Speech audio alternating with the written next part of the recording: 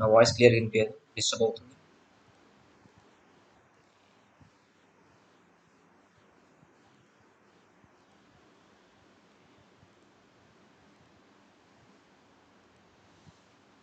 So welcome to Trading NEFT.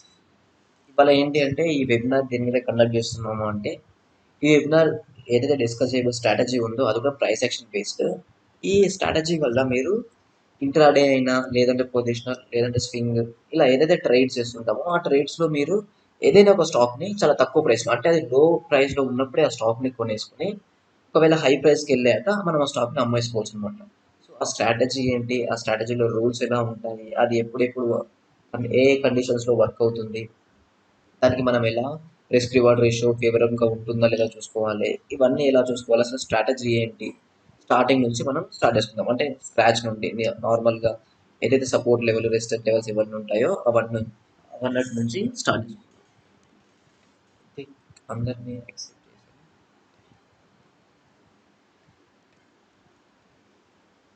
So మనకు price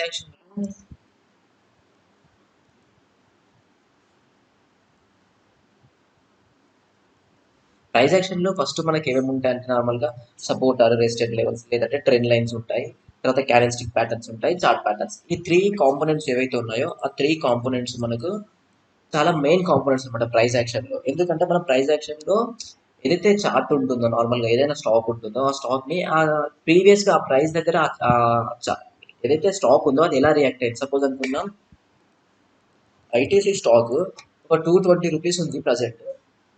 230 rupees దగ్గర ప్రీవియస్గా అంటే 1 మంత్ 1 ఇయర్ 2 ఇయర్స్ బ్యాక్ ఒకవేళ 230 రూపీస్ దగ్గర ఎలా రియాక్ట్ అయింది అని మనం చూస్తాం. ఇంత ముందుకు చూసి ఆ లెవెల్ దగ్గర ఒక లైన్ డ్రా చేసుకుంటాం. ఒకవేళ నెక్స్ట్ టైం కూడా ఈసారి ఫ్యూచర్లో మళ్ళీ 220 నుంచి 230 దగ్గరికి వెళ్తే అది ఎలా రియాక్ట్ అవుతుంది, అది బ్రేక్అవుట్ వచ్చే సినారియోస్లో ఉందా లేదంటే రివర్సల్ సినారియోస్లో ఉందా అని చూసుకొని అక్కడ నుంచి మనం బ్రేక్అవుట్ ట్రేడ్ చేస్తాం, లేదు అంటే రివర్సల్ ట్రేడ్ చేస్తాం అనమాట. సో ప్రైస్ యాక్షన్ అంతా ఏదైతే ఉందో అది పాస్ట్ డాటా ఏదైతే ఉందో దాన్ని బేస్ చేసుకొని ఫ్యూచర్ని ప్రిడిక్ట్ చేస్తుంటాం. సో ఇలా ప్రెడిక్ట్ చేయడానికి మనం నార్మల్గా యూజ్ చేసేది support levels, resistant levels, candlestick patterns use చేస్తుంటాం, చార్ట్ ప్యాటర్న్స్ యూజ్ చేస్తుంటాం. ఈ త్రీ కాంపోనెంట్స్ ఏవైతే ఉన్నాయో మెయిన్గా యూజ్ చేస్తాం.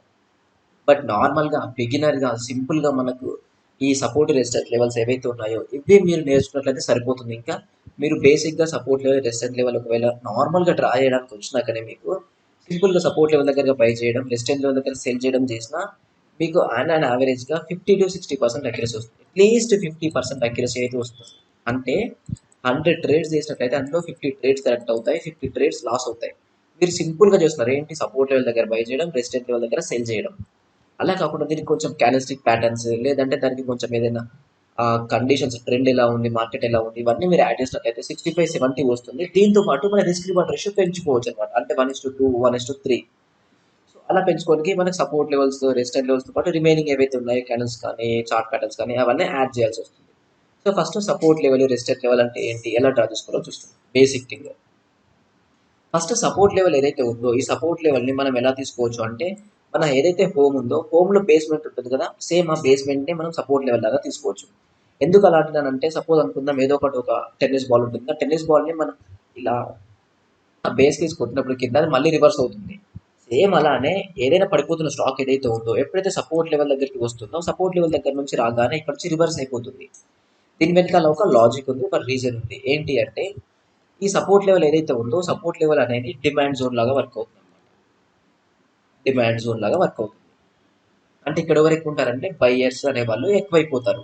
స్టాక్ పడిపోతుంది, ఎందుకు పడిపోయింది, సెల్లర్స్ ఉన్నారు. ఎంతమంది సెల్లర్స్ ఉన్నారు అనుకుంటాం, ఎగ్జాంపుల్ ఒక 100 మెంబర్స్ ఒక స్టాక్ని అమ్మేస్తున్నారు, అందుకే కంటిన్యూస్గా పడిపోతుంది. బట్ ఎప్పుడైతే సపోర్ట్ లెవెల్ దగ్గరికి వస్తుందో సపోర్ట్ లెవెల్ దగ్గరికి రాగానే స్టాక్ అనేది పెరుగుతుంది.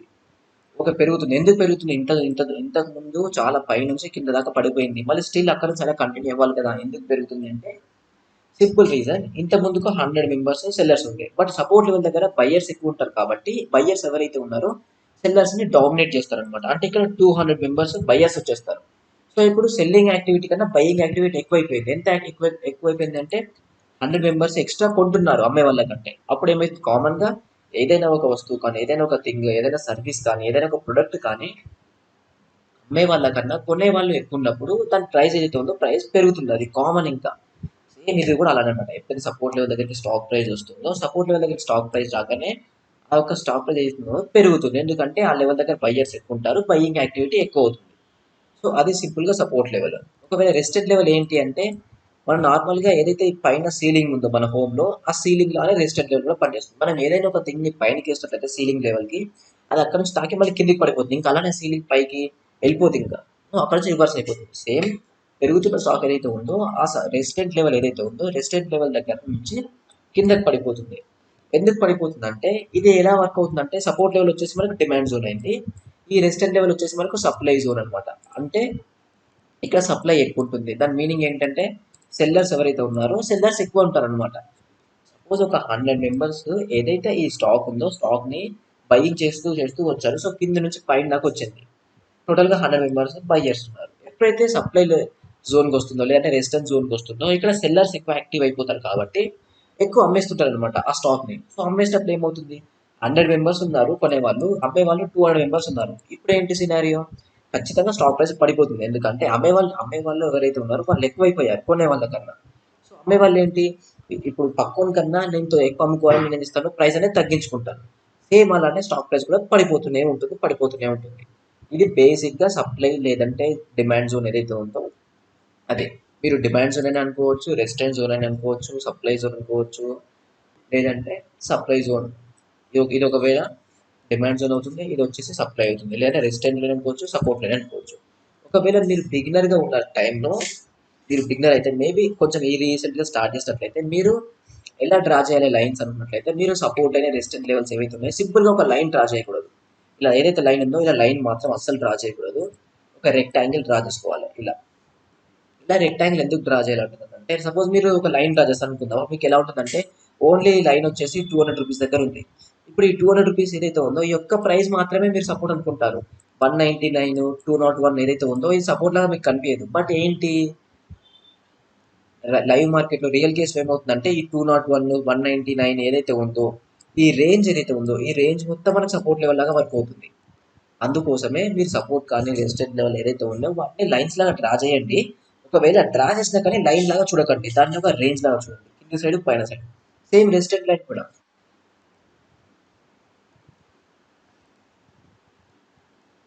సేమ్ రెసిస్టెంట్ లైన్ కూడా అలానే. ఒకవేళ రెసిస్టెంట్ లైన్ ఇలా డ్రా చేసినట్లయితే లైన్‌ని ఒకవేళ ₹230 దగ్గర ఉన్నట్లయితే ₹230 నాకు రెసిస్టెంట్ ఏరియా అవుతుంది.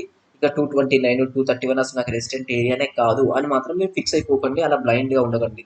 జస్ట్ ఏంటి ఈ 229 ఏదైతే ఉందో అది ఈ 230.5 ఆర్ 231 ఏదైతే ఉందో ఈ 3 పాయింట్స్ ఆర్ 2.5 రేంజ్ ఏదైతే ఉందో అది మీకు రెసిస్టెంట్ ఏరియా లాగా పెట్టుకోండి తప్ప ఆ ఒక లైన్ మాత్రమే చూడకండి. ఎందుకంటే నార్మల్‌గా మనం రివర్సల్ ట్రేడ్స్ ఎలా చేస్తామంటే కొన్ని క్యాండెల్‌స్టిక్ ప్యాటర్న్స్ ఫార్మ్ అయితాయి. అవి ఎక్కడ ఫార్మ్ అవుతాయి? ఒకవేళ ఈ ఏరియాలోనే ఫార్మ్ అవ్వచ్చు. ఒకవేళ ఈ ఏరియా దగ్గరైనా ఫార్మ్ అవ్వచ్చు. అందుకోసం మీరు ఈ లైన్ దాకా వెయిట్ చేయకండి. ఆ లైన్ యొక్క ఏరియా లాగా చూడండి. లైన్ లాగా చూడకండి. సో సింపుల్‌గా సపోర్ట్ అంటేనేమో మనకు బేస్‌మెంట్ అవుతుంది. పడిపోతున్న స్టాక్ ఏదైతే ఉందో ఇక్కడ నుంచి పెరుగుతుంది. దాని వెనకాల రీజన్ ఏంటి అంటే సింపుల్‌గా అక్కడ బయింగ్ యాక్టివిటీ ఏదైతే ఉందో ఎక్కువైపోతుంది సెల్లింగ్ యాక్టివిటీ కన్నా. సేమ్ అలానే ఒకవేళ రెసిడెంట్ ఏరియా దగ్గరికెళ్ళగానే స్టాక్ ఏదైతే ఉందో అది అక్కడి నుంచి పడిపోతుంది. ఎందుకంటే ఇక్కడ సెల్లింగ్ యాక్టివిటీ ఎక్కువుంటుంది. బయింగ్ యాక్టివిటీతోని కంపేర్ చేసుకున్నప్పుడు. సో సపోర్ట్ ఏరియాని మనం డిమాండ్ జోన్ అనుకోవచ్చు. రెసిస్టెంట్ ఏరియాని సప్లై జోన్ అనుకోవచ్చు. అంతే నార్మల్‌గా కొన్ని కొన్ని వేరే యూట్యూబ్‌లో కానీ, ఇన్‌స్టాలో కానీ ఎక్కడైనా కొన్ని వీడియోస్ చేస్తుంటారు కదా! ఇది సపోర్ట్ ఏరియా సారీ ఏంటి డిమాండ్ జోన్, సప్లై జోన్ ఇలా ఇలా అంటారు కదా! అవేం పెద్ద పెద్ద వర్డ్స్ ఏం అవసరం లేదు. సింపుల్‌గానే ఉంటుంది. మనం కాంప్లెక్స్ చేయకుండా సరిపోతుంది. సపోర్ట్ ఏరియానే ఏదైతే సపోర్ట్ ఏరియా ఉందో ఇది మనకు డిమాండ్ జోన్ అది. రెసిస్టెంట్ ఏరియా ఏదైతే ఉందో అది మనకు సప్లై జోన్. అంటే మీరు జస్ట్ దాన్ని ఒక జోన్ లాగా డ్రా చేయడం నేర్చుకోండి. అప్పుడు మీరు ఖచ్చితంగా ప్రాబబిలిటీ ఏదైతే ఉందో ప్రాబబిలిటీ పెరుగుతుంది. మీ రిస్క్ రివార్డ్ రేషియో కూడా పక్కా పెరుగుతుంది. సో సింపుల్‌గా మీరు చేయాల్సింది అంతే. ఎక్కువ చేయాల్సిన పని లేదు. ఒకవేళ మీకు డౌట్ రావచ్చు. ఎలా డ్రా చేయాలి మరి సపోర్ట్ అండ్ రెసిస్టెంట్ లెవెల్స్ అని? ఇక్కడ మనకు 3 కండిషన్స్ ఉన్నాయి. ఫస్ట్ కండిషన్ వచ్చేసి మీరు చార్ట్ ఏదైతే ఉందో ఓపెన్ చేస్తారు కదా ట్రేడింగ్ వ్యూ అని లేదంటే మీ జెరోదానో, అప్‌స్టాక్సో, ఏంజెల్ బ్రోకింగో దాంట్లో ఏం చేయండి అంటే మీరు ఒక్కసారి జూమ్ ఔట్ చేయండి. ఏదైతే చార్ట్ ఉందో ఆ చార్ట్‌ని జూమ్ ఔట్ చేయండి. ఫస్ట్ కండిషన్ వచ్చేసి జూమ్ ఔట్ చేయండి. జూమ్ ఔట్ చేశారా? సెకండ్ వచ్చేసి మీకు నేకెడ్ ఐస్‌తోని కనిపించే లెవెల్స్ ఏవైతే ఉన్నాయో ఆ లెవెల్స్‌ని మాత్రమే డ్రా చేయండి. థర్డ్ కండిషన్ వచ్చి డ్రా చేసిన లెవెల్స్ ఏవైతే ఉన్నాయో ఎక్కువ టచ్ అయ్యే విధంగా ఎక్కువ క్యాండిల్స్‌కి టచ్ అయ్యే విధంగా వీటిని అడ్జస్ట్ చేయండి. ఇలా అడ్జస్ట్ చేసినట్లయితే ఇలా 3 పాయింట్స్ మీరు ఫాలో అయినట్లయితే మీకు సింపుల్‌గా సపోర్ట్ అండ్ రెసిస్టెంట్ లెవెల్స్ ఏవైతే ఉన్నాయో పర్ఫెక్ట్‌గా డ్రా చేసినట్లయితే. ఎందుకు ఇలా అంటున్నానంటే ఒకసారి మనం చార్ట్‌లోకి వెళ్దాం.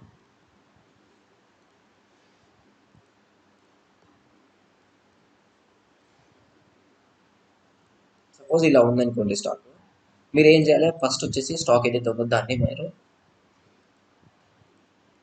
జూమ్ అవుట్ చేయండి. సో ఎంత వీలైతే అంత జూమ్ అవుట్ చేయండి. ఇప్పుడు మీకు నేక్ డేస్ అని కనిపించే లెవెల్స్ ఎక్కడైతే ఉన్నాయో అక్కడ మాత్రమే లైన్స్ డ్రా చేయండి. ఇక్కడ చూస్తే నాకు ఇక్కడ ఒక లెవెల్ కనిపిస్తుంది, ఇక్కడ కూడా ఒక లెవెల్ కనిపిస్తుంది, అరౌండ్ ఈ లెవెల్ దగ్గర కూడా ఒకటి కనిపిస్తుంది. సో ఇలా నాకు 3 లెవెల్స్ కనిపిస్తున్నాయి కదా, 3 లెవెల్స్ కనిపించాయి. ఇప్పుడు ఏంటి, ఇవి నేక్ డేస్తో కనిపించే లెవెల్స్ మాత్రమే డ్రా చేశాను. అలా కాకుండా మీరు ప్రతి దగ్గర లెవెల్ డ్రా చేయాలని డ్రా చేయలేదు. ఇక్కడ ఒక లెవెల్, నెక్స్ట్ ఇక్కడ ఒక లెవెల్ అని ఇలా డ్రా చేయకూడదు. ఎన్ని లెవెల్స్ ఎక్కువ ఉంటే అంత బాగుంటుందని మాత్రం అనుకోకండి. లెవెల్స్ని చాలా తక్కువ ఉంచుకోవడానికి ట్రై చేయండి. ఎక్కువ లెవెల్స్ డ్రా చేసినంత మాత్రాన మీకు ట్రేడింగ్ ఎక్కువ కాదు, మీకు క్లమ్జీ అయిపోతుంది చార్ట్ అంతా. ఏ లెవెల్ మీద ఫోకస్ చేయాలో మీకు ఐడియా ఉండదు అనమాట. సో అందుకోసం నేక్ డేస్తో కనిపించే లెవెల్స్ మాత్రమే డ్రా చేయండి. సో డ్రా చేశాను. ఇప్పుడు నేను ఏం చేయాలంటే అడ్జస్ట్ చేసుకోవాలి. ఎక్కడ ఈ లైన్కి ఈ క్యాండిల్స్ ఏవైతే ఉన్నాయో అవి ఎక్కడ టచ్ అవుతున్నాయో అక్కడికి ఆ లైన్ని డ్రాగ్ అండ్ డ్రాప్ చేయాలి. సో చూసినట్లయితే నేను దీన్ని ఈ లెవెల్కి కొంచెం డ్రాగ్ అండ్ డ్రాప్ చేస్తాను. సో చూసినట్లయితే నాకు ఇక్కడ ఇక్కడ ఈ ఏరియాలో ఈ ఏరియాలో టచ్ అవుతుంది. ఓకే, పర్ఫెక్ట్ ఉంది. నెక్స్ట్ ఇదేదైతే ఉందో ఈ లెవెల్ నేను ఇంకొంచెం కిందికి ట్రై చేస్తాను. చూసినట్లయితే ఈ లెవెల్ దగ్గర, ఈ లెవెల్ దగ్గర, ఈ లెవెల్ దగ్గర, ఈ లెవెల్ దగ్గర, ఈ లెవెల్ దగ్గర నాకు సపోర్ట్ లెవెల్ కనిపిస్తుంది. Okay, fine. నెక్స్ట్ ఈ లెవెల్ ఏదైతే ఉందో ఈ లెవెల్ని ఇంకొంచెం బిలో ట్రై చేస్తాను. ఇప్పుడు ఏంటి, ఇక్కడ వచ్చింది, ఇక్కడ పాయింట్ ఉంది, ఇక్కడ పాయింట్, ఇక్కడ ఇక్కడ ఇక్కడ ఇక్కడ. సో ఇలా మల్టిపుల్ పాయింట్స్ వచ్చే విధంగా మీరు డ్రా చేసిన లైన్స్ ఏవైతే ఉన్నాయో ఆ లైన్స్ మీరు అడ్జస్ట్ చేసుకోండి. ఇలా సింపుల్గా మీరు చేసినట్లయితే ఇంకేం చేయనవసరం లేదు. ఇలా సింపుల్గా చేసినట్లయితే మీకు పర్ఫెక్ట్గా support and resistant levels draw చేసినట్లే. ఇంకా ఎక్స్ట్రా మీకు ఏం అవసరం లేదు, ఇంకా చేయాల్సిన పని కూడా లేదు. సింపుల్ అంతే. ఇంకా సపోర్ట్ రెసిస్టెంట్ లెవెల్స్ ఏవైతే ఉన్నాయో అంతే, అంతకుమించి ఎక్స్ట్రా ఏం అవసరం లేదు. సో నెక్స్ట్ వచ్చేసి ఏంటంటే బై లో సెల్ అనమాట. ఇది ఏదైతే ఉందో ఈ స్ట్రాటజీ మనకి ఎలాంటి ఇండికేటర్స్ ఏదేం యూజ్ చేయమో, సింపుల్గా ప్రైస్ యాక్షన్ బేస్డ్ స్ట్రాటజీ. దీంట్లో మీరు ఎలాంటి స్టాక్ అయినా, ఇండిసెస్ అయినా, క్రిప్టో కరెన్సీ, లేదంటే ఫారెక్స్ అయినా, ఏదైనా ఎలాంటి ట్రేడబుల్ కమోడిటీ అయినా, ఎలాంటి ట్రేడబుల్ అయినా సెక్యూరిటీ దాన్ని మీరు ట్రేడ్ చేయొచ్చు. సో ఈ యొక్క స్ట్రాటజీ ఏంటంటే ఫస్ట్ మనకి మీకు కావాల్సింది క్యాండిల్స్టిక్ గురించి తెలియాలి. అట్లీస్ట్ బేసిక్ క్యాండిల్స్టిక్ గురించి తెలియాలి. సపోజ్ అనుకుందాం, ఒకవేళ బేసిక్ క్యాండిల్ గురించి తెలియనట్లయితే మీకు చెప్తాను. సో ఇది వచ్చేసి క్యాండిల్ అంటాము. ఇది గ్రీన్ కలర్ కనిపించేది ఏదైతే ఉందో ఇది మనకు బుల్లిష్ క్యాండిల్ అవుతుంది. రెడ్ కలర్ కనిపించేది ఏదైతే ఉందో అది బేరిష్ క్యాండిల్ అవుతుంది. సో బుల్లిష్ క్యాండిల్ అంటే ఏంటి, బేరిష్ క్యాండిల్ అంటే ఏం లేదు. సపోజ్ ఇక్కడ ఒకసారి క్యాండిల్ ఓపెన్ అయింది, ఓపెనింగ్ ప్రైస్ ఇది ఉంది. ఓపెన్ అయ్యాక ఏదైతే స్టాక్ ఉందో అది పైనకి కొంచెం ఎంతో కొంత 2 పాయింట్స్ 3 పాయింట్స్ 10 పాయింట్స్ ఏదైతే ఉంది అట్లీస్ట్ ఎంతో కొంత పైనకి పెరిగి అయినా క్లోజింగ్ ఇచ్చినట్లయితే అది మనకు బుల్లిష్ క్యాండిల్స్టిక్ ప్యాటర్న్ అవుతుంది. అంటే ఓపెనింగ్ ప్రైస్ కన్నా క్లోజింగ్ ప్రైస్ ఏదైతే ఉందో అది పైన ఉండాలన్నమాట. సపోజ్ ఓపెనింగ్ ప్రైస్ 200 రూపీస్ ఉంటే క్లోజింగ్ ప్రైస్ ఈవెన్ 201 ఉన్నా పర్లేదు, 202 ఉన్నా పర్లేదు. సో ఇలా ఓపెనింగ్ ప్రైస్ కన్నా క్లోజింగ్ ప్రైస్ పైన ఉన్నట్లయితే దాన్ని మనం బుల్లిష్ క్యాండిల్స్టిక్ ప్యాటర్న్ అంటాం. ఇది మనకి ఏం ఇండికేట్ చేస్తుంది అంటే స్టాక్ ప్రైస్ అనేది ఇంక్రీజ్ అయింది, ఇక్కడ బయ్యర్స్ ఎక్కువగా ఉన్నారు అని మనకి ఇండికేట్ చేస్తుంది. ఒకవేళ బేరిష్ క్యాండిల్స్టిక్ అంటే ఏం లేదు, సింపుల్గా ఓపెనింగ్ అనేది ఇక్కడ ఉంది, 200 రూపీస్ దగ్గర ఓపెన్ అయింది. క్లోజింగ్ ఏదైతే ఉందో ఓపెనింగ్ ప్రైస్ కన్నా తక్కువ కిందలో ఉన్నట్లయితే, అంటే 200 రూపీస్ దగ్గర ఓపెన్ అయింది కాబట్టి క్లోజింగ్ ఏదైతే ఉందో అది 198 197 అనుకుందాం. ఇది బేరిష్ క్యాండిల్స్టిక్ ప్యాటర్న్ అంటాం. ఎందుకు ఇలా అంటున్నాము అంటే ఏదైతే ఓపెనింగ్ ప్రైస్ దగ్గర నుంచి ఏమైంది, స్టాక్ అనేది పడిపోయింది. అంటే ఏంటి, స్టాక్ లో సెల్లర్స్ ఎక్కువగా ఉన్నారు, అందుకే మనకి రెడ్ కలర్ లో చూపిస్తుంది. అందుకే దీన్ని సెల్లింగ్ యాక్టివిటీ ఎక్కువ కాబట్టి బేరిష్ క్యాండిల్స్టిక్ ప్యాటర్న్ అంటాం. సో సెల్లింగ్ యాక్టివిటీ ఎక్కువగా ఉంది కాబట్టి 200 రూపీస్ దగ్గర నుంచి ఓపెన్ అయిన క్యాండిల్ అదే స్టాక్ అక్కడ నుంచి పడిపోయి 197 దగ్గరకు వచ్చి క్లోజింగ్ ఇచ్చింది. సో ఇలా ఓపెనింగ్ ప్రైస్ కన్నా క్లోజింగ్ ప్రైస్ అనేది కింద ఉన్నట్లయితే బేరిష్ క్యాండిల్స్టిక్ అంటాం. ఓపెనింగ్ ప్రైస్ కన్నా క్లోజింగ్ ప్రైస్ అనేది పైన ఉన్నట్లయితే దాన్ని బుల్లిష్ క్యాండిల్స్టిక్ ప్యాటర్న్ అంటాం. నెక్స్ట్ దీంట్లో మనకు 2 పార్ట్స్ ఉంటాయి. ఇది నార్మల్ కనిపించేది ఏదైతే ఉందో వీటిని మనం బాడీ అని అనుకుంటాం. పైన కనిపించే లైన్స్ ఏవైతే ఉన్నాయో ఈ లైన్స్ మనము విక్స్ ఆర్ షాడోస్ అని అనుకుంటాం. సో ఇది విక్ అవుతుంది, లేదంటే షాడో అవుతుంది, ఇది వచ్చేసి బాడీ అవుతుంది. నెక్స్ట్ ఇది ఏదైతే ఉందో ఈ లో ఇది మనకు ఓపెనింగ్ ప్రైస్ అవుతుంది, ఇది క్యాండిల్ యొక్క లో అవుతుంది, ఇది వచ్చేసి క్లోజింగ్ ప్రైస్ అవుతుంది, ఇది వచ్చేసి హై అవుతుంది సింపుల్గా. అదే ఒకవేళ బేరిష్ క్యాండిల్స్టిక్ ప్యాటర్న్ అయితే ఇది వచ్చేసి ఓపెన్ అవుతుంది, ఇది వచ్చేసి క్లోజ్ అవుతుంది, ఇది వచ్చేసి హై అవుతుంది, అండ్ ఇది వచ్చేసి లో అవుతుంది. సో ఇలా క్యాండిల్ యొక్క హై, ఓపెన్, లో, క్లోజ్ అన్నీ ఉంటాయి అనమాట. ఇది బేసిక్ క్యాండిల్స్టిక్ ప్యాటర్న్. ఏంటి బుల్లిష్ అంటే ఎలా ఉంటుంది, బేరిష్ అంటే ఎలా ఉంటుంది. మన స్ట్రాటజీకి వచ్చేసరికి మనకు ఒక 2 క్యాండిల్స్ కావాలి. సో 2 క్యాండిల్స్ ఏంటి అంటే ఫస్ట్ వచ్చేసి ఒకటి మనకు బేరిష్ క్యాండిల్ కావాలి, తర్వాత బుల్లిష్ క్యాండిల్ కావాలి. సో ఎప్పుడు ఎక్కడ ఫామ్ అవ్వాలంటే ఫస్ట్ ఏంటంటే ఒక చిన్న సైజులో రెడ్ కలర్లో ఒక క్యాండిల్ ఫామ్ అవ్వాలి. అంతే, మీరు జస్ట్ మీరు రెండే రెండు చూడాలి. ఫస్ట్ ఒకటి రెడ్ కలర్ క్యాండిల్ ఫామ్ అవ్వాలి. నెక్స్ట్ ఫామ్ అయ్యేది మనకి ఏం కావాలంటే గ్రీన్ కలర్ క్యాండిల్ ఫామ్ అవ్వాలి అనమాట. ఈ గ్రీన్ కలర్ క్యాండిల్ ఎలా ఫామ్ అవ్వాలి అంటే ఇంతకు ముందుకు ఫామ్ అయిన రెడ్ కలర్ క్యాండిల్ ఏదైతే ఉందో దానికంటే పెద్ద సైజులో ఫామ్ అవ్వాలి. సపోజ్ అనుకుందాం రెడ్ కలర్ క్యాండిల్ వచ్చేసి 5 పాయింట్స్ ఫామ్ అయింది. అంటే 5 పాయింట్స్ రేంజ్ ఉందన్నమాట. ఓపెనింగ్ వచ్చేసి 200 రూపీస్, క్లోజింగ్ వచ్చేసి 195.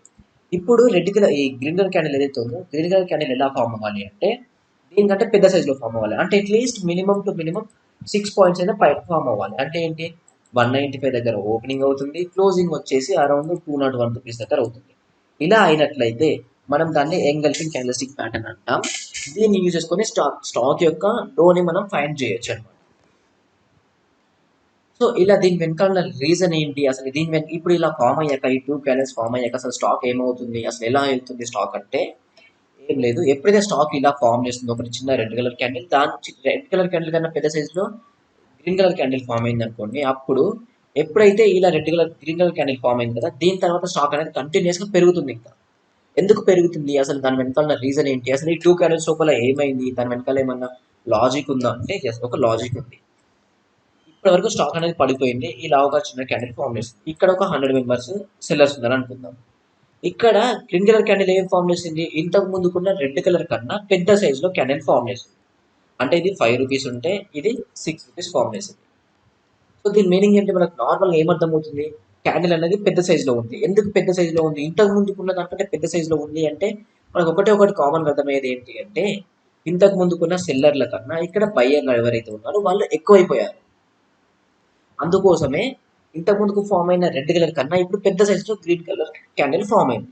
ఒకవేళ అలా నిజంగా బయ్యర్లు ఇక్కడ నిజంగా యాక్టివ్గా లేనట్లయితే ఒకవేళ అది ఇలా పైనకి వెళ్ళి ఈ లెవెల్లో క్లోజ్ అయిపోయేది, ఈ లెవెల్లో క్లోజ్ అయిపోయేది. ఈ రెడ్ కలర్ క్యాండిల్ ఏదైతుందో దానికంటే తక్కువ లెవెల్లో క్లోజ్ అయిపోయేది. ఎందుకంటే ఆ లెవెల్లో సెల్లర్స్ యాక్టివ్గా ఉన్నారు, బయ్యర్స్ అంతగానం యాక్టివ్గా లేరు అని. బట్ ఇక్కడ ఏంటి, మనకు బయ్యర్స్ యాక్టివ్గా ఉన్నారని ఎప్పుడు తెలుస్తుంది, రెడ్ కలర్ క్యాండిల్ కన్నా పెద్ద సైజులో గ్రీన్ కలర్ క్యాండిల్ ఫామ్ అయినప్పుడు. అంతే, ఇక బ్లైండ్ అది. ఎందుకు అంటే ఈ గ్రీన్ కలర్ క్యాండిల్ మనకి ఏం ఇండికేట్ చేస్తుంది, బయ్యర్స్ ఇండికేట్ చేస్తుంది, ఇది సెల్లర్ని ఇండికేట్ చేస్తుంది. సో ఇది ఇంతగానం ఫామ్ అయింది. దీనికంటే పెద్ద సైజులో మనకు గ్రీన్ కలర్ క్యాండిల్ ఫామ్ అయింది అంటే మీనింగ్ ఏంటి, సింపుల్ గా కాంప్లెక్స్ చేయకుండా ఉండాలి అంటే ఖచ్చితంగా బయ్యర్ అనే వాళ్ళు ఎవరైతే ఉన్నారో యాక్టివ్ అయిపోయారు ఈ స్టాక్ లో. ఇక్కడ నుంచి బయ్యింగ్ యాక్టివిటీ ఎక్కువ అయ్యే ఛాన్స్ ఉంది. మీరు ఇక్కడ నుంచి ఈ స్టాక్ లో రివర్సల్ చూసే ఛాన్స్ ఉంది. ఇప్పటివరకు పడిపోయింది ఆ స్టాక్, ఇక్కడ నుంచి పెరిగే ఛాన్సెస్ ఉంది అని మనకు తెలుసు. సో ఇప్పటివరకు పడిపోయింది, ఒకటి red colour candle stick form అయింది. దాని తర్వాత నెక్స్ట్ టైం ఫామ్ చేస్తుంది ఒకటి పెద్ద సైజులో గ్రీన్ కలర్ క్యాండిల్ ఫామ్ చేస్తుంది. సో ఫామ్ చేశాక మనకి ఏంటి మీనింగ్, పడిపోయిన స్టాక్ ఏదైతే ఉందో ఇక్కడ నుంచి మళ్ళీ రివర్సల్ అవుతుంది అని మనకి మీనింగ్. ఇది సింపుల్ గా మీరు జస్ట్ 2 క్యాండిల్స్ ని ఐడెంటిఫై చేసినట్లయితే ఇంకా మీకు స్వింగ్ ట్రేడ్ చేయొచ్చు, పొజిషన్ చేయొచ్చు, ఇంట్రాడే చేయొచ్చు, ఎలాంటి ట్రేడ్స్ అయినా చేయొచ్చు. ఇంత ఎక్కువ మీరు కాంప్లెక్స్ చేయగలరు. సింపుల్ గా ఇంతే, సింపుల్ గురించి లేదు. సో ఎంట్రీ ప్రైస్ ఏంటి, ఎగ్జిట్ ప్రైస్ ఏంటి, మన రిస్క్ రివార్డ్ రేషియో ఎలా ఉండాలి, అవన్నీ కూడా మాట్లాడుకుందాం. సో అంతకుముందు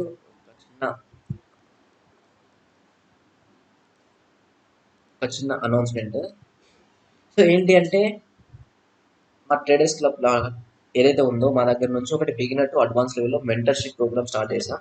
సో ఈ మెంటర్షిప్ ప్రోగ్రామ్ అంటే ఏం లేదు, నార్మల్గా స్టాక్ మార్కెట్ కోర్సే. బట్ ఈ కోర్స్లో డిఫరెంట్గా మేమేం చేస్తున్నామంటే మీకు ఏదైతే క్లాసెస్ ఉంటాయో అవన్నీ లైవ్ క్లాసెస్ ఉంటాయి. దాంతోపాటు మార్కెట్లో డౌట్స్ ఒకవేళ వచ్చినట్లయితే అవి మీకు లైవ్ మార్కెట్లో డౌట్ క్లారిఫికేషన్ ఉంటుంది.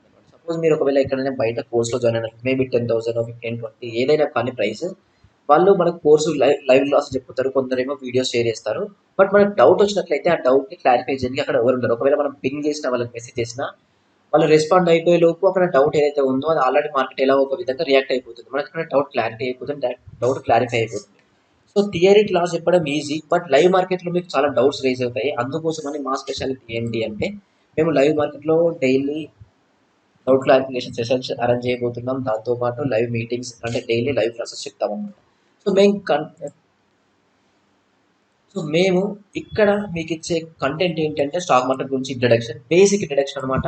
తర్వాత ఫండమెంటల్ అనాలిసిస్. ఒకవేళ మీరు లాంగ్ టర్మ్ లో ఇన్వెస్ట్ చేద్దామంటే స్టాక్ ని ఎలా ఫండమెంటల్ అనలైజ్ చేయాలి, అసలు పిఈ రేషియో, ఈ రేషియో, తర్వాత ఈపీఎస్ ఏంటి, సెక్టర్ ఎలా అనలైజ్ చేయాలి, అసలు స్టాక్ ఎలా అనలైజ్ చేయాలి, తర్వాత వాళ్ళకున్న కాంపిటీటర్స్తో ఎలా అనలైజ్ చేయాలి, ఇలా ఏవైతే ఉన్నాయో balance sheet, cash flow, profit and loss statements, ఇవన్నీ ఎలా అనలైజ్ చేయాలంటే ఫండమెంటల్ అనాలిసిస్ ఉంటుంది. తర్వాత ప్రైస్ యాక్షన్ ఉంటుంది, టెక్నికల్ అనాలిసిస్ ఉంటుంది, క్యాండిల్ స్టిక్స్ లాంగ్వేజ్ కూడా ఉంటుంది. అంటే క్యాండిల్ స్టిక్స్ మనకు కొన్ని ఇండికేట్ చేస్తుంది అనమాట, ఈ లెవెల్ దగ్గరికి వెళ్ళగానే ఇలా రియాక్ట్ అవుతుంది, సో ఇక్కడ నుంచి పైనకి వెళ్ళొచ్చు, లేదంటే ఇక్కడ నుంచి రివర్స్ అవ్వచ్చు అని మనకి క్యాండిల్ స్టిక్స్ కూడా కొన్ని ఇన్ఫర్మేషన్స్, కొన్ని ఇండికేషన్స్ ఇస్తాయి. So candle sticks language discuss చేస్తాం. Support levels, resistant levels, trend lines ఎలా డ్రా చేయాలి, తర్వాత ఈ లెవెల్స్ ఏవైతే ఉన్నాయో ఈ లైన్స్ చూసుకొని ఎలా ట్రేడ్ చేయొచ్చు, బ్రేక్అవుట్ ట్రేడ్స్ ఎలా చేయాలి. తర్వాత మీరు వినే ఉంటారు కొన్ని ట్రేడ్స్ ఏవైతే ఉన్నాయో అవి బ్రేక్అవుట్ ఇచ్చినట్లు ఇచ్చి ఉంటాయి, తర్వాత కొన్ని ఫేక్అవుట్స్ అవుతాయి అనమాట, అంటే పైనకి వెళ్ళి మళ్ళీ కిందికి వస్తాయి. సో ఇలా వచ్చిన ఫేక్అవుట్ని కూడా ఆ ఫేక్అవుట్ని ఎలా ట్రేడ్ చేయొచ్చు, దాంతోపాటు చార్ట్ ప్యాటర్న్స్ని, ఫ్యూచర్ అండ్ ఆప్షన్స్ ఏదైతే ఉందో ఫ్యూచర్ అండ్ ఆప్షన్స్ ఇంట్రడక్షన్ ఉంటుంది, ట్రేడింగ్ ఫ్యూచర్స్ ఎలా చేయాలి, తర్వాత ఆప్షన్ గ్రీక్స్ ఏంటి, ఇంప్లైడ్ వోలటిలిటీ ఏంటి, ఇండియా విక్స్ ఎలా యూజ్ అవుతుంది, అసలు ఇండియా విక్స్ యూజ్ చేసుకొని మనం ఎలా ఆప్షన్ని బై చేయొచ్చు, అది కూడా బ్యాంక్ నిఫ్టీలో. సో ఓఐ డాటా ఎలా ఉంటుంది, ఓఐ డాటాని ఎలా యూజ్ చేసుకోవచ్చు, ఇవన్నీ ఉంటాయి. తర్వాత ఆప్షన్ చైన్ అనాలిసిస్. దీంతో పాటు మీకు ఏంటి అంటే బ్యాంక్ నిఫ్టీలో ఆప్షన్ బయింగ్ స్ట్రాటజీస్ అంటూ అరౌండ్ ఒక 5 స్ట్రాటజీస్ ఉన్నాయి. ఇవి కూడా ప్రైస్ యాక్షన్ బేస్ చేసుకొని. సో ఇవి ఎందుకు మేము ఇంట్రడ్యూస్ చేసాము అంటే ప్రజెంట్ ఉన్న మార్జిన్ ఏదైతే ఉందో మనకు తక్కువ ఉంది కాబట్టి విత్ ఇన్ ఒక 20-15K ఏదైతే క్యాపిటల్ ఉందో 20,000 15,000 క్యాపిటల్తోనే మనం చేసేది ఏంటంటే only bank Nifty option buying అయితే ఈజీగా ఉంటుంది. అందుకోసమని దీనికి సంబంధించి స్ట్రాటజీస్ కూడా డెవలప్ చేసి మా యొక్క కోర్సులో ఇంక్లూడ్ చేయడం జరిగింది. తర్వాత ఆప్షన్ సెట్టింగ్ ఏదైతే ఉందో అది కూడా విత్ ఇన్ 30K క్యాపిటల్తో ఎలా, తర్వాత మీ ట్రేడింగ్ స్క్రీన్ ఏదైతే ఉందో నార్మల్గా అసలు మీ ట్రేడింగ్ సెటప్ ఎలా అవుతుందో, ఎలా సెటప్ చేసుకోవాలి ఏంటి అని, ఇవన్నీ కంటెంట్ మేము కవర్ చేయడం జరుగుతుంది. దీంట్లో మీకు ఏంటి అంటే మీరు నేర్చుకునేది 40+ ట్రేడింగ్ స్ట్రాటజీస్ నేర్చుకుంటారు, అది కూడా ప్యూర్లీ ప్రైస్ యాక్షన్ బేస్డ్ అనమాట.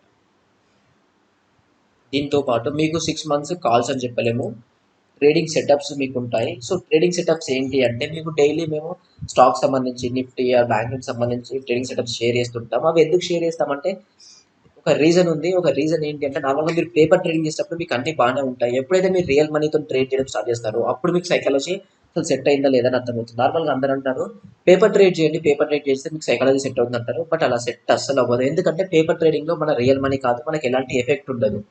ఆ మనీ పోయినా పోకపోయినా మనకి ఎలాంటి ప్రాబ్లం ఉండదు. అదే రియల్ మనీతో ఒక్కసారి మనం ట్రేడ్ చేయడం స్టార్ట్ చేసినట్లయితే మనకు అప్పుడు మన సైకాలజీ ఎలా ఉంది, అసలు మనం సెట్ అయ్యామా లేదా మనకు అప్పుడు అర్థమవుతుంది. సో అందుకోసము మీకు ప్రాక్టికల్గా ప్రూవ్ చేయడం కోసము, ప్రాక్టికల్గా మీ సైకాలజీ సెట్ అవ్వడం కోసము కాల్స్ ఇవ్వడం జరుగుతుంది. అది కూడా equity on equity options, bank Nifty. దీంతో పాటు ఇంకొక లాజిక్ ఏంటి అంటే ఏవైతే మేము కాల్స్ షేర్ చేస్తామో డైలీ ఆ ట్రేడ్ లాజిక్ ఏదైతే సపోజ్ ఐటీసీని 200 రూపీస్ దగ్గర బై అని చెప్తాం, 205 రూపీస్ దగ్గర సేల్ చేయని చెప్తాము.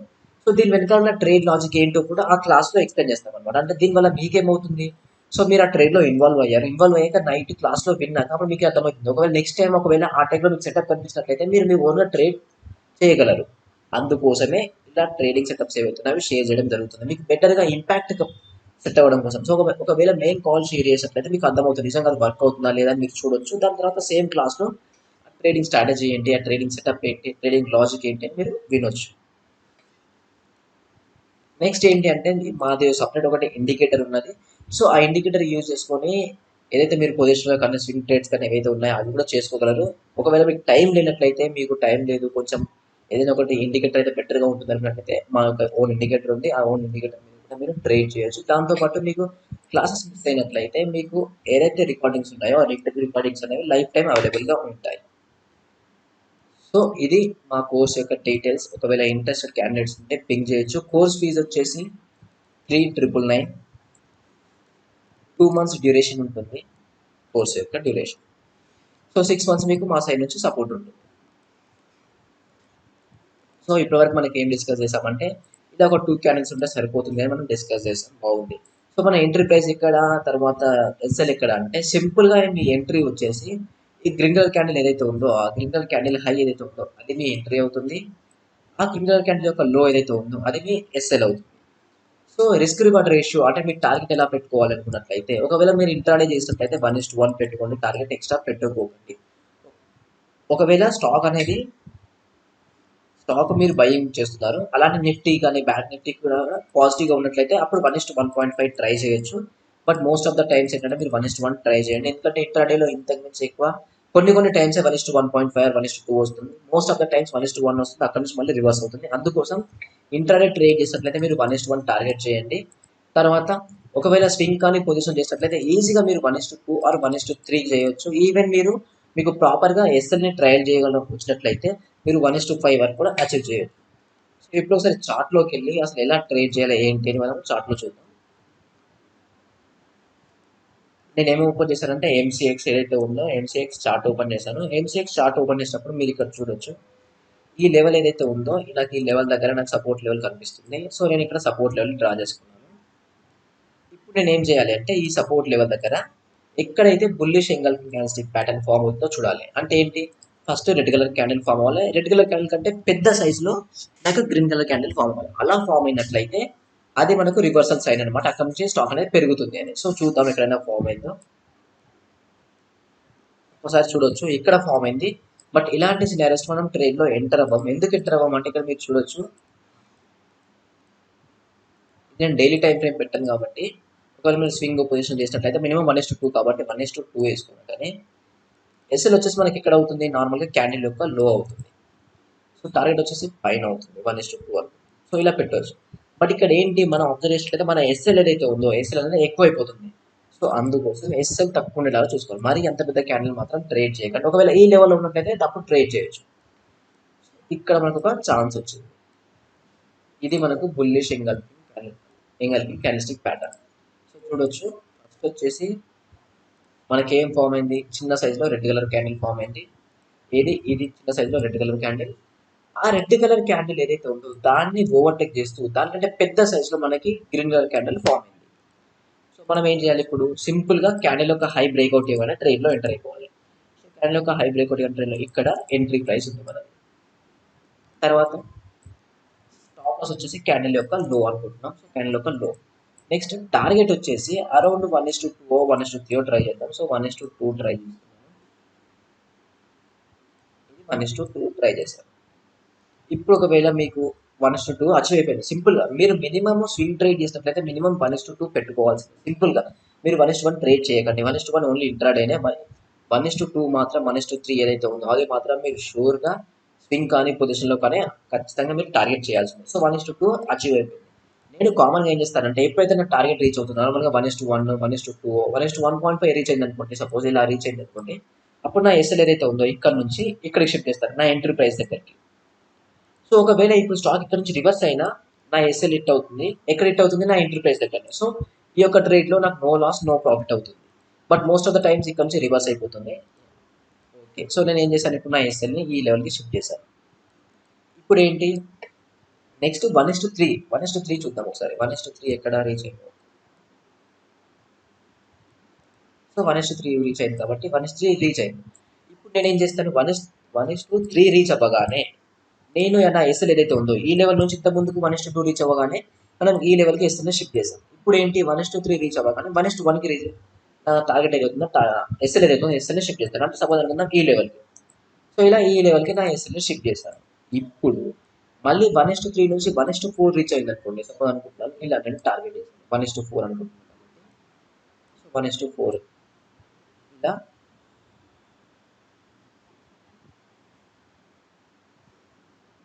1:3 రీచ్ అయిపోయింది. ఇప్పుడు 1:4 1:4 రీచ్ అయిపోయింది. ఎప్పుడైతే 1:4 రీచ్ అయిపోతుందో నేను 1:2 టార్గెట్ ఏదైతుందో సపోజ్ అనుకుందాం మనము 1520 దగ్గర ఎంటర్ అయ్యాము. నా ఎస్ఎల్ వచ్చేసి 1480 అంటే అరౌండ్ మనకు 40 పాయింట్స్ కాబట్టి 1560 దగ్గర నా టార్గెట్ 1 ఉంటుంది. అంటే ఈ లెవెల్ దగ్గర టార్గెట్ 1 ఉంటుంది. తర్వాత 1620 దగ్గర టార్గెట్ 2 ఉంటుంది. ఈ లెవెల్‌లో ఉంటుంది అనుకుందాం. సో, ఎప్పుడైతే టార్గెట్ 1 రీచ్ అవుతుందో అప్పుడు నేను ఏం చేస్తాను అంటే నా ఎస్ఎల్‌ని కొంచెం పైనకి షిఫ్ట్ చేస్తాను ఎంట్రీ ప్రైస్ దగ్గరికి. టార్గెట్ 2 రీచ్ అవ్వగానే నా SL sorry first target 1 reach అవుతుంది కాబట్టి అప్పుడు నేను ఏం చేయను. టార్గెట్ 2 అంటే నార్మల్‌గా 1:2 ఎప్పుడైతే రీచ్ అవుతుందో 1:2 రీచ్ అవ్వగానే నా ఎస్ఎల్ ఏదైతే ఉందో ఎంట్రీ ప్రైస్ దగ్గర నుంచి ఎస్ఎల్ దగ్గర నుంచి ఎంట్రీ ప్రైస్‌కి షిఫ్ట్ చేస్తాను. ఎప్పుడు టార్గెట్ 1:2 రీచ్ అవ్వగానే. ఒకవేళ మీకు ఓపిక లేదు ఇంట్రెస్ట్ లేదు ఇంకా ట్రేడ్ నుంచి ఎగ్జిట్ అయిపోదాం అంటే ఎగ్జిట్ అయిపోవచ్చు. లేదు కంటిన్యూ అవుదాం అనుకుంటారు. మీకు ఆ స్టాక్ ఏదైతే ఉందో స్టాక్‌లో కొంచెం మీకు నమ్మకం ఉన్నట్లయితే 1:2 రీచ్ అవ్వగానే మీరు ఎంట్రీ ప్రైస్ దగ్గరికి ఎస్ఎల్‌ని షిఫ్ట్ చేయండి. నెక్స్ట్ 1:2 దగ్గర నుంచి 1:3 రీచ్ అవుతుందో అప్పుడు మీరు 1:1 ఏదైతే ఎక్కడైతే ప్రైస్ ఉంటుందో ఆ ప్రైస్ దగ్గరికి మీ ఎస్ఎల్‌ని షిఫ్ట్ చేయండి. ఒకవేళ 1:3 దగ్గర నుంచి కిందికి వచ్చినా మీకు ఏదైతే మీరు ఇప్పటివరకు టార్గెట్ చేసిన 1:1 పాయింట్స్ ఏవైతే ఉన్నాయో అవి అట్లీస్ట్ మీకు సేఫ్ అవుతాయి. సో మళ్ళీ 1:3 నుంచి 1:4 పోగానే 1:2 ఏదైతే టార్గెట్ ఉందో అక్కడికి టార్గెట్ చేయండి. ఇలా మీ ఎస్ఎల్ ఏదైతే ఉందో ఎస్ఎల్ని ట్రయల్ చేస్తూ వెళ్ళండి. అలా మీరు ఎస్ఎల్ ఒకవేళ ట్రయల్ చేస్తూ వెళ్ళినట్లయితే ఇప్పుడు చూడొచ్చు అరౌండ్ 1:4 వచ్చింది. ఈవెన్ 1:5 కూడా వచ్చింది. 1:2 కూడా వచ్చింది. ఇలా మీరు స్వింగ్ ట్రేడ్ కానీ పొజిషన్ ట్రేడ్స్ ఏవైతే ఉన్నాయో దీంట్లో మీరు ఎస్ఎల్ని ఎంత బాగా ట్రయల్ చేయగలిగితే అంత మంచి రిజల్ట్స్ వస్తాయి మీకు. సో ఇలా ఒక్క ట్రేడ్ని మీరు మంత్లీ క్యాచ్ చేయగలిగినట్లయితే సరిపోతుంది. మీకు ఎక్స్ట్రా ఏం అవసరం లేదు. సపోజ్ మనం అనుకుందాం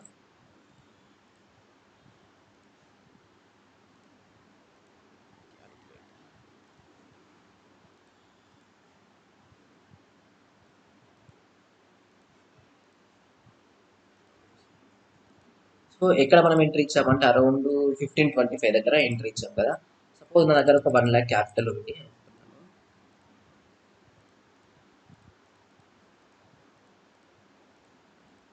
ఇంటూ సో ఎన్ని ట్రేడ్స్ వచ్చాయంటే ఎన్ని స్టాక్స్ వచ్చాయంటే అరౌండ్ 65 స్టాక్స్ వచ్చాయి. సో 65 స్టాక్స్ అంటే నా రిస్క్ ఎంతుందో చూద్దాం ఒకసారి. ఎంట్రీ ప్రైస్ ఇక్కడ వచ్చి కాబట్టి ఎస్ఎల్ ఇది కాబట్టి అరౌండ్ ఒక 66 పాయింట్స్ ఉంది. సో 65 స్టాక్స్ ఇంటూ 66 ఇచ్చినట్లయితే రిస్క్ వచ్చేసి 4300 రూపీస్ ఉంది.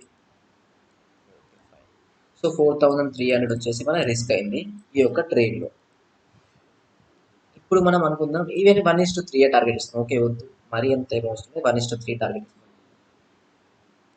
1:3 టార్గెట్ ఇచ్చినట్లయితే ఎన్ని పాయింట్స్ వస్తాయి?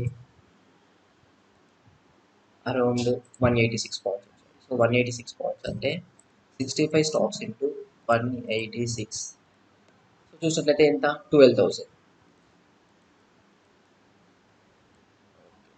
సో ఇప్పుడు మనం ఇక్కడ అబ్జర్వ్ చేసినట్లయితే మనం చేసిన రిస్క్ ఎంత? 4,000. మనకు వచ్చిన రివార్డ్ ఎంత? 12,000. ఒకవేళ ఎంత టైం పట్టిందో చూద్దాం 1:3 రీచ్ అవ్వడానికి. టైం పీరియడ్ కూడా చూద్దాం, డ్యూరేషన్. సో డేట్ రేంజ్ చూసినట్లయితే మన ఎంట్రీ ప్రైస్ వచ్చేసి అరౌండ్ ఈ రోజు ఇక్కడ ఉంది. టార్గెట్ ఇక్కడ రీచ్ అయిందంటే అరౌండ్ ఈ రోజు రీచ్ అయిపోయింది. సో మన ఎంట్రీ వచ్చేసి 30 ఆగస్టు, టార్గెట్ రీచ్ అయింది వచ్చి something around September 21st, September 27th. So అంటే అరౌండ్ సరే అనుకుందాం ఒక 30 డేస్ మనం ట్రేడ్లో ఉన్నాము. సో మన రిటర్న్ ఎంత వచ్చింది? క్యాపిటల్కి 12% రిటర్న్. సో సరిపోదా ఇది మీకు 12% రిటర్న్ అంటే? నార్మల్గా 12% రిటర్న్ అంటే అది చాలా ఎక్కువ స్టాక్ మార్కెట్లో. సరిపోతుంది అంతే. ఇక మీరు గ్రీడ్ అయిపోయి 30-40 పెట్టుకోకండి. 12% 15% ఏదైతే ఉందో చాలా మంచి రిటర్న్స్. ఇక అంతకుమించి మీరు ఎక్కువ టార్గెట్ చేయకండి. ఒకవేళ మీరు లాంగ్ టర్మ్లో ఉందామనుకున్నట్లయితే లేదు ఇక క్యాపిటల్ పోయినా పర్లేదని ఎక్కువ టైంలో రిస్క్ చేసినట్లయితే ఒకసారి మీకు 30-40% రిటర్న్స్ వచ్చినా నెక్స్ట్ మంత్ ఏదైతే ఉందో మీ క్యాపిటల్ మొత్తం జీరో అయిపోతుంది. సో అందుకోసం మినిమం 10% 15% టార్గెట్ చేయండి. ఒకవేళ మీకు అలా సరిపోయినట్లయితే మీరు ఎస్ఎల్ ఏదైతే ఉందో ఎస్ఎల్ని షిఫ్ట్ చేస్తూ వెళ్ళండి. సింపుల్గా ఎస్ఎల్ని షిఫ్ట్ చేస్తూ వెళ్ళండి. సో 1:3 వచ్చాం, 1:4కి షిఫ్ట్ చేయండి, 1:5కి షిఫ్ట్ చేయండి. ఇలా షిఫ్ట్ చేస్తూ వెళ్తున్నట్లయితే మీకు ఎంత టార్గెట్ రావాలి, ఎంత మంచి పాయింట్స్ రావాలి. సో ఇది పాయింట్ ఇక్కడ ఏంటి అంటే మీరు ఎస్ఎల్ని ఎంత బాగా షిఫ్ట్ చేస్తున్నారు, దాని తర్వాత మీ టార్గెట్ మినిమం 1:2 ఉందా 1:3 ఉందా అనేది ఖచ్చితంగా చూసుకోవాలి. సో టైం ఫ్రేమ్ ఏదైతే ఉందో మీరు 15 minutes టైం ఫ్రేమ్ పెట్టినా సేమ్ రిజల్ట్ వస్తుంది. దాని తర్వాత మీరు సంథింగ్ ఏంటి 5 minutes టైం ఫ్రేమ్ పెట్టినా సేమ్ వస్తుంది, 4 hours పెట్టినా సేమ్ వస్తుంది. లేదు ఈవెన్ మీరు 1 day పెట్టినా సేమ్ టైం పీరియడ్ పెట్టినా సేమ్ రిజల్ట్స్ వస్తాయి. దాంట్లో డిఫరెన్స్ ఏమి ఉండదు. సో సింపుల్గా మళ్ళీ సేమ్ ఎన్సిఎక్స్ చూసినట్లయితే చూడొచ్చు మనకి ఈ లెవెల్లో 4 hours ఒకటి ఫామ్ అయింది. ఏంటి? Engulfing candlestick pattern. ఇక్కడ కూడా మనం ఒకసారి ఎంట్రీ ప్రైస్ తీసుకున్నాం. సో ఇది ఇక్కడ ఎంట్రీ ప్రైస్ అయింది. మన ఎస్ఎల్ వచ్చేసి అరౌండ్ ఈ లెవెల్లో, టార్గెట్ వచ్చేసి 1:2 అనుకుంటున్నాం. సో ఓకే 1:2 అనుకుంటున్నాం కాబట్టి 1:2. సో 1:2 చూసినట్లయితే అరౌండ్ ఎక్కడ రీచ్ అయింది? 1:2 రీచ్ అయిపోయింది. ఇదేంటి 4 hours టైం ఫ్రేమ్. 1:2 రీచ్ అయింది. 1:2 తర్వాత ఈవెన్ ట్రాక్ చేస్తే 1:3 కూడా రీచ్ అయిపోయింది. ఈవెన్ 1:5 కూడా రీచ్ అయిపోయింది. 1:4 ఈజీగా 1:5 దాకా వెళ్ళింది. సో చూసారుగా ఎలాంటి టైం ఫ్రేమ్ పెట్టినా మీకు వచ్చే రిజల్ట్స్ మాత్రం సేమ్. ఇక్కడ మీరు చేయాల్సింది సింపుల్గా support level, resistant level draw చేయండి. సపోర్ట్ లెవెల్ డ్రా చేయండి. సపోర్ట్ లెవెల్ దగ్గర నేను ఏదైతే ఇప్పుడు చెప్పిన క్లాస్లో చెప్పిన ఏదైతే ప్యాటర్న్ ఉందో ఈ 2 క్యాండిల్ స్టిక్స్ ఉన్నాయో ఈ 2 క్యాండిల్ స్టిక్స్ని ఐడెంటిఫై చేయండి. సేమ్ ఎంట్రీ ప్రైస్ తీసుకోండి, స్టాప్ లాస్ వచ్చేసి సింపుల్గా మీరు పెట్టేసేయండి. ఎక్కువ రిస్క్ చేయకుండా, ఎక్కువ కాంప్లెక్స్ చేయకండి. బట్ ఇక్కడ ఏంటి అంటే ఒకవేళ మీరు ఇంట్రాడే చేద్దాం ఇట్లయితే ఇంట్రాడే ఆపేయండి. ఇంకా ఎలాగో మనకు మార్జిన్స్ లేవు కాబట్టి మీకు ఎలాంటి యూజ్ ఉండదు. ఇంట్రాడేలో చేసినా మనం నార్మల్‌గా ఆ బ్రోకరేజ్ ఏదైతే ఉందో బ్రోకరేజ్‌కి మనం ఎక్స్‌ట్రా పే చేస్తున్నాం తప్ప మనకి ఎలాంటి యూజ్ మాత్రం ఉండదు. సో, అందుకోసం బెటర్ మీరు ఇంట్రాడేలో ఆపేసినట్లయితే చాలా బాగుంటుంది. Swing trade, positional trade try చేయండి. స్వింగ్‌లో కానీ, పొజిషన్‌లో కానీ చాలా మంచి రిటర్న్స్ ఉన్నాయి. అది కూడా లో రిస్క్‌తోని, లో ప్రెషర్‌తోని కూడుకున్న అది.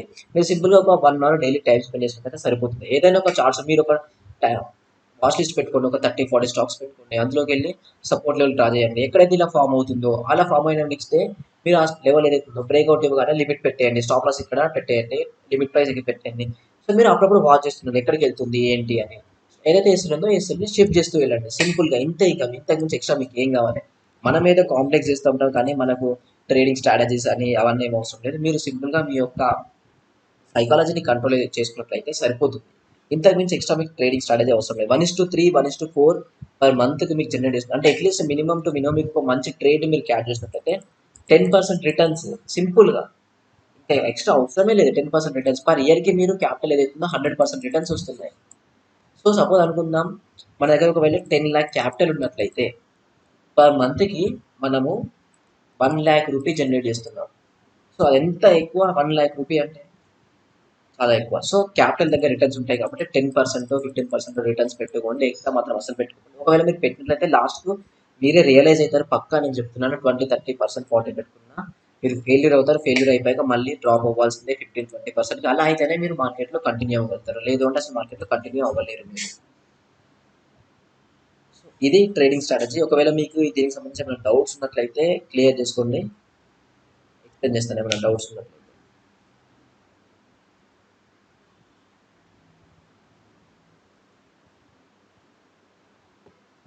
ఓకే. డౌట్స్ ఎవరికేం లేవైతే